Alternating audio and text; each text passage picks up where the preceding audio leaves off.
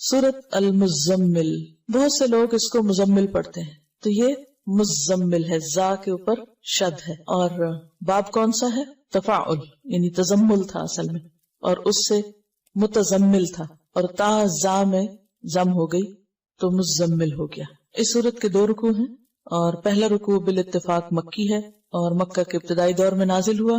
دوسرے کے بارے میں اختلاف رائے ہے، بعض کہتے ہیں کہ 1 سال کے بعد نازل ہوا، اور بعض کہتے ہیں کہ یہ مدینہ میں نازل ہوا۔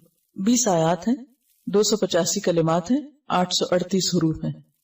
اس پارے کا چونکہ مرکزی مضمون دعوت اللہ ہے، تو اس صورت میں دعوت دینے والے کو جس اخلاق اور جس ہتھیار سے لیس ہونا چاہیے، اللہ کے ساتھ جیسا تعلق مطلوب ہے، اس کے بارے میں بات کی گئی ہے کہ داعی کی جو پرسنل خصوصیات ہیں، اس کی اپنی زندگی میں اس کا ذاتی رویہ اور اس کا علم اور اس کی عبادت اور اس کا تقوی اور جو اخلاق اس کے اندر ہونا چاہیے، اس کی یاد دہانی ہے اس میں، کیونکہ دعویٰ کا کام آسان کام نہیں، یہ ایک بھاری کام ہے، اور بھاری کام کے لیے ہمت بھی زیادہ چاہیے ہوتی ہے۔ جنوں کے اندر شاید ہم سے زیادہ طاقت ہے، اس لیے انہوں نے پہلی دفعہ ہی سن کر بھرپور کام شروع کر دیا، اور غلط خیالات پر بھی بھرپور تنقید، اور بھرپور طریقے سے میسج کنوے کر کے توحید کی بھرپور دعوت۔ اسی طرح انسان خواہ جسمانی طور پر کمزوری کیوں نہ ہو، لیکن اگر اس کا ایمان مضبوط ہے، وہ اندر سے مضبوط ہے، اس کا اللہ سے تعلق مضبوط ہے، تو پھر وہ بڑے بڑے جنوں سے نمٹنا جانتا ہے، جیسا کہ اس میں فرعون کا ذکر آئے گا، اور بالکل ابتدائی دور کی صورتوں میں سے ہے سورۃ المزمل۔ اب حیران ہو رہی تھی کہ شروع میں ہی اللہ سبحانہ وتعالیٰ نے فرعون کا ذکر کر دیا، کیونکہ نبی صلی اللہ علیہ وسلم کو مکہ میں ایسے ہی لوگوں سے واسطہ تھا، اور ہر ایک کے ایمان کے بقدر اس کا امتحان ہوتا ہے، امتحان بقدر ایمان، اور جتنا کسی کا ایمان مضبوط ہوگا اتنا ہی اس کا سخت امتحان ہوگا، اور جتنا اللہ سے تعلق مضبوط ہوگا اس میں کامیاب ہوگا۔ اور اس کامیابی کے لیے بے حد ضروری ہے کہ انسان کے اندر مضبوطی ہو، اور وہ مضبوطی آ نہیں سکتی جب تک انسان قرآن سے گہرا تعلق نہ رکھتا ہو، اور خاص طور پر رات کی نماز میں قرآن کی قرات کے ساتھ قیام کی عادت نہ ہو۔ یہ ایک ضروری خصوصیت اور ضروری شرط ہے جس کا ذکر یہاں ملے گا۔ یا ایھا المزمل، یا ایھا، یا کیا ہے؟ حرف ندا، اور ایو کا معنی ہوتا ہے کون سا یا جون سا، جس، کس، یعنی ایو کا لفظ ان معنوں میں استعمال ہوتا ہے، یا کیا، کون سا کیا، اور ہا جو ہے یہ حرف تنبیہ ہے اور فصل کے لیے آتا ہے۔ فصل کا مطلب ہوتا ہے الگ کرنا، تو حرف ندا اور منادا کے بیچ میں جبکہ منادا معرف باللام ہو، یہ بات سمجھ آ رہی میری؟ منادا معرف باللام، معرف باللام کا کیا معنی؟ کہ ال کے ساتھ شروع ہو رہا ہو، تو ان کو باہم ملانے کے لیے درمیان میں آتا ہے ایھا۔ یا ایھا، اے وہ جو، المزمل، مزمل تزمل سے، باب تفاعل، اور اصل میں تھا متزمل، متفاعل کے وزن پر، تا کو زا میں مدغم کر دیا گیا، اور روٹ اس کا کیا ہے؟ زا ما لا، زا میم لام، اور تزمل کا معنی ہوتا ہے اپنے اوپر چادر یا کوئی کپڑا لپیٹنا۔ خطاب ہے نبی صلی اللہ علیہ وسلم سے، یا ایھا المزمل، اے کپڑے میں لپٹنے والے، اے چادر یا کمبل لپیٹنے والے۔ آپ کو مزمل سے کیوں خطاب کیا گیا؟ اس کی ایک وجہ تو یہ بیان کی جاتی ہے کہ نبی صلی اللہ علیہ وسلم نے جب پہلی مرتبہ جبریل علیہ السلام کو دیکھا تو آپ کے اوپر ایک بہت دہشت تھی اور خوف تھا اور لرزہ طاری تھا۔ آپ گھر پہ تشریف لائے اور حضرت خدیجہ سے کہا، زملونی زملونی، مجھے کمبل اڑھا دو، کمبل اڑھا دو، یعنی ایک طرح سے پروٹیکشن کے لیے اور اپنے آپ کو سمیٹنے کے لیے۔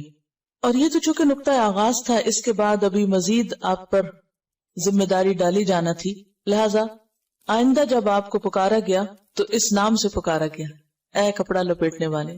اور عربوں میں دستور یہ ہوتا ہے کہ جب کسی کو خطاب کیا جاتا ہے تو اس کے حال کا ذکر کر کے اس کو بلایا جاتا ہے، اور یہ ایک محبت کا انداز ہوتا ہے۔ مثلا اس کی بہت سی مثالیں آپ کو ملے گی۔ ایک مرتبہ حضرت علی رضی اللہ تعالیٰ عنہ حضرت فاطمہ سے کچھ رنجیدہ ہو گئے، کچھ ناراضگی ہو گئی، تو گھر چھوڑ کے مسجد میں چلے گئے اور مسجد کے فرش پر لیٹے ہوئے تھے، آپ کے جسم کے اوپر مٹی لگ گئی.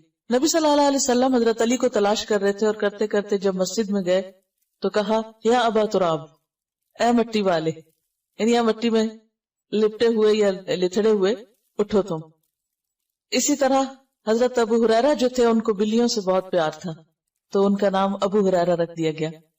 اسی طرح کچھ اور بھی آپ کو ایسے نام ملیں گے یا کنیتیں ملیں گی کہ جو انسان کے حال کو یا اس کے شوق کو یا اس کے کام کو واضح کرتی ہے. تو نبی صلی اللہ علیہ وسلم نے چونکہ پہلی وحی کے بعد کپڑا اوڑھ لیا تو وہ ایک اتنا پیار بھرا انداز تھا کہ اللہ سبحانہ وتعالیٰ نے اس کو یاد کرایا اور فرمایا یا ایھا المزمل، اے کپڑا لپیٹنے والے. اب کپڑا لپیٹنے کا وقت نہیں، اب کیا ہے؟ اب تو کام کا وقت ہے. آپ ڈرے نہیں، گھبرائے نہیں، یعنی ایک طرح سے تسلی دی جا رہی ہے، محبت سے خطاب کیا جا رہا ہے. یا ایھا المزمل، اے مزمل، قم اللیلہ، قم اٹھو، فعل امر ہے قیام سے، اور قیام کہتے ہیں بیٹھے یا لیٹے ہوئے آدمی کا اٹھ کھڑا ہونا یا چلتے چلتے کھڑے ہو جانا. یعنی کوئی بیٹھا ہوا ہے تو بیٹھنا چھوڑ کے اٹھ جائے، یا لیٹا ہوا تو اٹھ جائے، یا پھر چل رہا ہے تو کھڑا ہو جائے.